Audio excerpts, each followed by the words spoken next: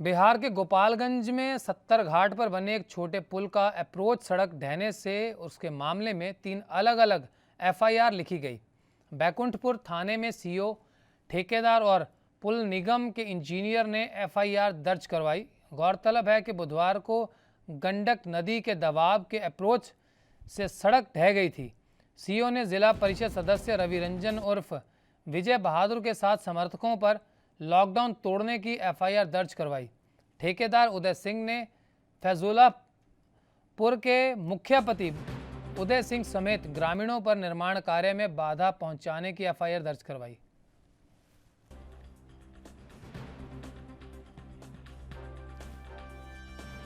बिहार के गोपालगंज में 70 घाट पर बने छोटे पुल का अप्रोच सड़क ढहने के मामले में 3 अलग अलग एफआईआर लिखी गई।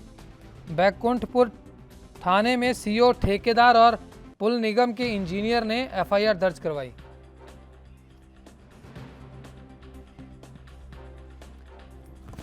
अखिलेश झा हमारे संवाददाता हमारे साथ फोन लाइन पर जुड़ चुके हैं। अखिलेश, ताजा अपडेट क्या है?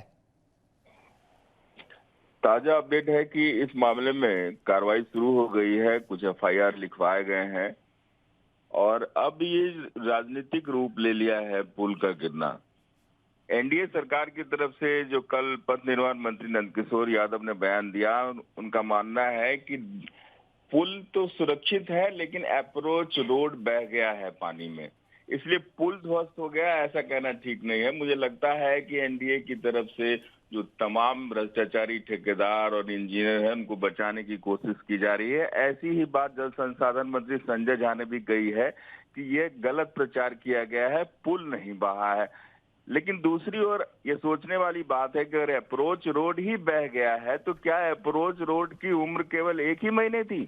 यही तो सबसे बड़ा सवाल है अखिलेश। पानी तो हर बार आता है। जब उन्होंने पुल बनाया तो क्या उन्होंने इस अप्रोच सड़क की तरफ ध्यान नहीं दिया कि अगर बाढ़ का पानी भारी मात्रा में आ जाएगा तो इस सड़क को, अगर ये सड़क बह जाती है तो इस सड़क को दोबारा बनाएगा कौन और लोगों को इतनी मुश्किलात का सामना करना पड़ेगा, उसके लिए समाधान कैसे निकलेगा? क्या इस तरफ ध्यान नहीं दिया गया? ये देखिए, बिल्कुल लीपापोती है, ये लापरवाही है और इसमें भ्रष्टाचार भी दिखाई पड़ता है। लेकिन ये एनडीए और राजद के बीच में जो ये तू-तू मैं हो रहा है, इस दोनों के बयान से लगता है कि इस मामले पर लीपापोती हो जाएगी और मामला ठंडे बस्ते में चला जाएगा, जैसा पहले होता रहा है दूसरे मामलों में भी। तो इस मामले में जैसे आपने बताया कि सियासत तेज होती जा रही है, अभी तक क्या प्रशासन ने कोई कार्रवाई की है इस पुल की मरम्मत के लिए? नहीं, पुल की मरम्मत प्रशासन अभी कर ही नहीं पाएगी। वहाँ पानी का बहाव तेज है, चारों तरफ पानी है, ऐसे में रोड कैसे बनाया जा सकता है? वहाँ के डीएम जो है उन्होंने साफ बयान जारी किया है कि पानी कम होगा, उसके बाद इसकी व्यवस्था की जाएगी। वैसे दावे ये लोग कर रहे हैं कि हम 2 से 3 दिन में अप्रोच रोड ठीक कर लेंगे। लेकिन अभी जैसे उच्च अधिकारियों ने बोला कि अगर पानी का बहाव कम होगा तब हम जाकर उस पर मरम्मत का काम कर सकेंगे, लेकिन जो ग्रामीणों को और जो स्थानीय इलाका निवासियों को उस मुश्किल हालात का सामना करना पड़ा है, क्या प्रशासन ने कोई कदम उठाया है?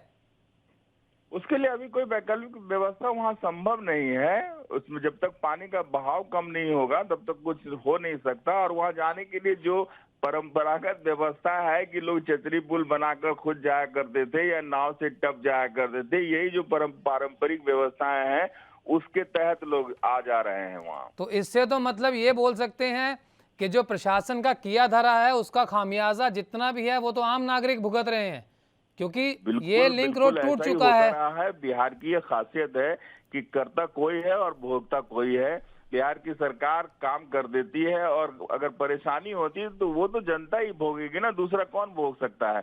और इस बारे में अगर आप बोलते हैं तो आप राष्ट्रद्रोही भी हो सकते हैं, आपको गद्दार कहा जा सकता है। जो एक ट्रेंड चल रहा है मीडिया के ऊपर दबाव बनाने का, कल कई मीडिया वालों ने वहां जाकर सुरक्षित पुल को भी दिखाया है, जबकि अगर मान लीजिए किसी व्यक्ति की टांग टूट जाए तो वो चलेगा कैसे? अप्रोच रोड ही नहीं है तो लोग जाएंगे कहां से पुल पे? और पुल की उपयोगिता ही खत्म हो जाती है अगर अप्रोच रोड बह जाता है तो। देखिए, सबसे बड़ा सवाल तो यही है और यही सवाल आपने भी अखिलेश अभी उठाया था कि जब इन लोगों ने पुल बनाया तो इन लोगों ने अप्रोच सड़क की तरफ ध्यान नहीं दिया, अगर उस तरफ ध्यान दिया होता तो पुल नहीं ढहता या अप्रोच सड़क नहीं ढहती और ऐसे हालात ही नहीं पैदा होते। तो मतलब वहां पर भी 8 धांधली वर्षों में के काम की आसार से मना नहीं किया जा गुणवत्ता सकता। स्थापित नहीं कर पाया। अब 8 वर्षों से यह काम चल रहा था और काम की गुणवत्ता पर आपने ध्यान नहीं दिया। किसी न किसी स्तर पर लापरवाही हुई और हम लोग मीडिया वाले तो जो मुखिया हैं उन्हीं से सवाल उठाएंगे ना। हम तो नीतीश कुमार और नंदकिशोर यादव से सवाल उठाएंगे कि आपने देख रेख नहीं किया, मॉनिटरिंग गलत हुआ, सुपरविजन गलत हुआ और आपकी लापरवाही के कारण ऐसा हुआ जिसमें भ्रष्टाचार भी दिखता है। देखिए यही भ्रष्टाचार का नतीजा है। हालांकि जो अभी हमारे टीवी स्क्रीन पर पुरानी फुटेज भी चल रही है उसमें भी हम साफ तौर पर देख पा रहे हैं कि कितने बड़े गैप में अप्रोच सड़क ढह चुकी है। और जैसा आप अभी बता रहे हैं कि प्रशासन तब तक कोई समाधान नहीं कर सकता जब तक वहां पर बाढ़ का पानी कम नहीं हो पाता। तो ऐसे में अब राजनीति गर्मा गई। बयान दिया है, डीएम ने कहा है कि जब तक बाढ़ का पानी कम नहीं होगा, बहाव तेज है वो कम नहीं होगा, हम कोई वैकल्पिक व्यवस्था नहीं कर पाएंगे।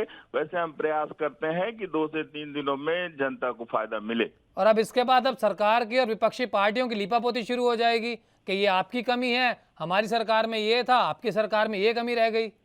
ये तो कल से ही शुरू है और इसको बिल्कुल सियासी ड्रामा बना दिया गया है। जनता के बारे में कोई सोच नहीं रहा। और जाहिर सी बात है कि जो खामियाजा भुगतना पड़ेगा वो कहीं ना कहीं फिर आम आदमी को भुगतना पड़ेगा। और अगर भगवान ना करे किसी आम आदमी की बेचारे की जान चली गई इतनी भारी बाढ़ के कारण, तो फिर से सियासत शुरू हो जाएगी। चलिए उम्मीद करते हैं कि प्रशासन जो है वो इस पर जल्दी कार्रवाई करे और जितनी जल्दी बाढ़ का पानी कम हो उसके ऊपर कोई समाधान देखे। आपका समय देने के लिए बहुत बहुत धन्यवाद।